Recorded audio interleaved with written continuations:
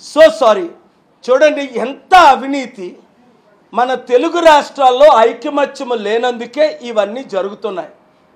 ఈరోజు చంద్రబాబు నాయుడు పవన్ కళ్యాణ్ కలుసుకొని ఏం మాట్లాడుతున్నారు? ఎందుకు స్టీల్ ప్లాంట్ అమ్మకాన్ని పెడితే ఆపొద్దు అమ్మొద్దు అని ఎందుకు కౌంటర్ వేయట్లేదు? ఇప్పటికి 3 సార్లు ఆర్డర్ తీసుకొచ్చానే.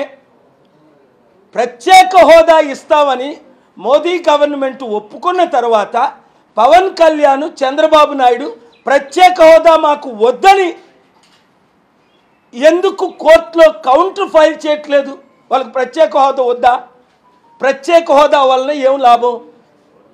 100,000 కంపెనీలు వస్తాయి, లక్షల ఉద్యోగాలు క్రియేట్ అవుతాయి, వెల్త్ విల్ ఇంక్రీజ్ బై 50%, అప్పులు తీరుతాయి, రైతుల సమస్యలు పోతాయి, ఉద్యోగులకు జీతం. అభివృద్ధి జరిగినప్పుడే, ఇన్కమ్ వచ్చినప్పుడే. ప్రత్యేక హోదా లేకుండా చంద్రబాబు నాయుడు గారు 6 నెలల్లో 60,000 కోట్లు అప్పు చేశారు. ఆల్రెడీ ఉన్న 13 లక్షల కోట్ల అప్పు. పవన్ కళ్యాణ్కి ఇవన్నీ తెలీదా? పవన్ కళ్యాణ్ చంద్రబాబు నాయుడు బీజేపీ తొత్తులైపోయి స్టీల్ ప్లాంట్ని అమ్మేస్తుంటే ఆపట్లేదు సరికదా, నేను ఆపుతుంటే మరలా బుధవారం ఆర్గ్యుమెంట్స్లో కనీసం వాళ్ళ ప్లేడర్స్ వచ్చి మాకు స్టీల్ ప్లాంట్ వద్దు రాసివ్వండి అని అడిగాను. మీకు స్టీల్ ప్లాంట్ అమ్మకం ఓకే అని రాయవ్వండి, ప్రత్యేక హోదా వద్దు అని కౌంటర్ ఫైల్ చేయండి.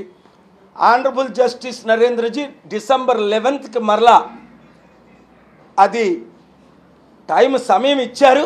రండి ప్రజలారా, పార్టీలకు అతీతంగా ఆంధ్రప్రదేశ్ ప్రత్యేక హోదా వచ్చే అవకాశాలు ఉన్నాయి. నాతో పాటు మీరు చేతులు కలపండి. స్టీల్ ప్లాంట్ అమ్మకుండా ఆర్డర్స్ తీసుకొచ్చాం, దాన్ని ఆపటానికి మీరు నిన్నే నేను విశాఖపట్నంలో అనేక మందిని కలిశాను. ఎంత బాధ.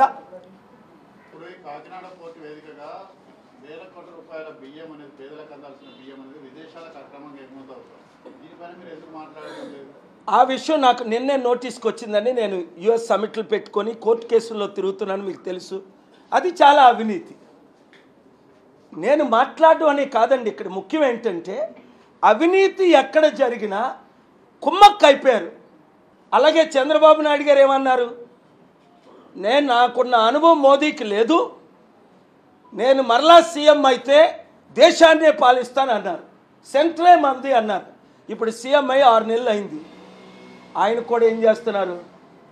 మోదీ కాలు పట్టుకుంటున్నారు. పోరాడే నాయకులు, అక్కడ రేవంత్ రెడ్డి లేడు, అక్కడ కేసీఆర్ లేడు. నేను అన్నది ఈ బియ్యంది సిబిఐ ఎంక్వైరీ జరిగితేనే క్లారిటీ వస్తుందండి. ప్రతిదానికి మీరు సిబిఐ ఎంక్వైరీ అంటారన్నారు. ఏ దానికి అడిగినా సెంట్రల్ నేనేంటి సబ్జెక్ట్ ఏంటంటే ఇక్కడ ఈ ఆక్రమణ అన్ని దేశ నాయకులకి తెలిసే జరుగుతుంది.